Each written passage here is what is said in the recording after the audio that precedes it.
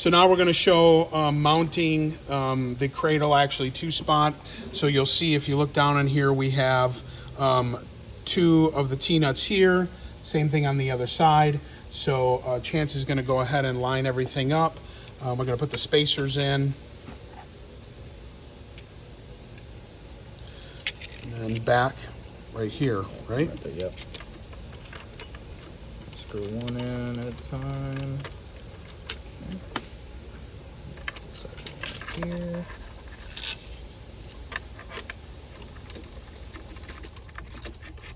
Just hand tighten them for right now, and then you can torque them down once you have everything seated. Yeah, once everything is seated and square, then you can torque everything down. Until then, would not tighten, just hand tighten everything. The main thing is having this lever pointed this way, so it's easy to seat the C360, and then be careful that you don't break the filter. There is replacement filters if need be. But, and on that subject, it's important to have the filter on the left side of the robot, because if you were to roll over the robot into like a battery switch or a fall, it won't break this filter off. And sometimes when this breaks off, it gets inside the little crevice there and it's hard to get out. So keep that in mind. Always keep it on the left side of the robot.